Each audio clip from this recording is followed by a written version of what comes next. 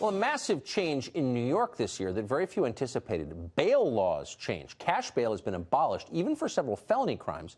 And not surprisingly, criminals are taking advantage. Case in point, a man called Jared Woodbury was arrested last week and charged with robbing 4 banks since the end of the year.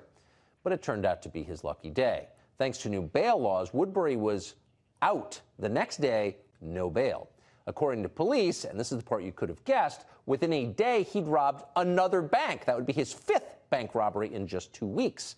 Nicole Malliotakis is a Republican candidate for the Congress of the United States. She's also a New York State Assemblywoman and former candidate for the mayor of New York City. She joins us tonight. Nicole, you've joined us a lot to sort of chronicle the decline of the city and the state of New York. This seems like a quantum leap in the wrong direction.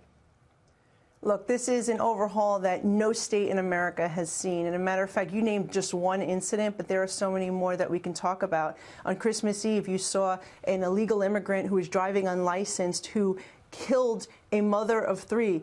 And he left the scene, he was caught, and they released him back onto the street. We had a number of people assaulted, including a police officer, Orthodox Jewish women who were assaulted in an admitted hate crime. We saw a woman in the streets of New York City had her teeth punched out.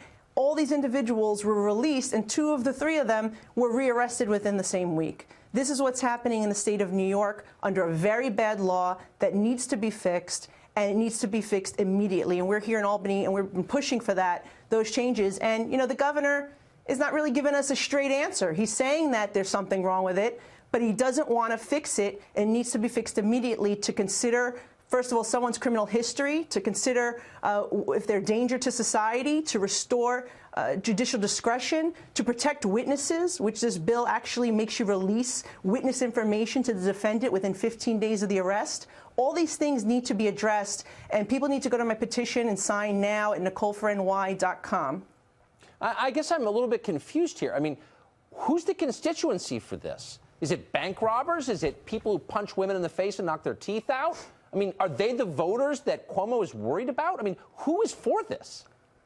Well, you know, interestingly enough, you have the Democrats from all levels of government. The city, the mayor de Blasio, who wants to see Rikers Island closed, is looking to release people from our jails. We have people on the federal level like Alexandria Ocasio-Cortez, my opponent for Congress, Max Rose, both came out and supported this and supported the closure of Rikers Island. And this is all part of the problem. People are afraid. Let me stop there. Max Rose, the purported moderate member of Congress, is in favor of this?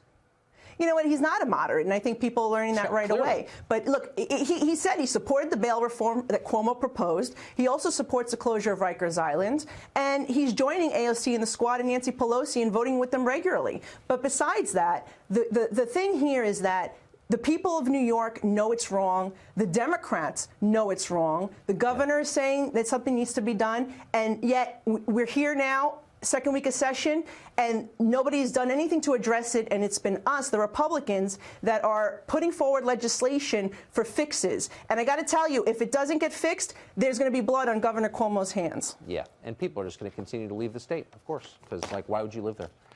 Nicole, thanks so much for joining us.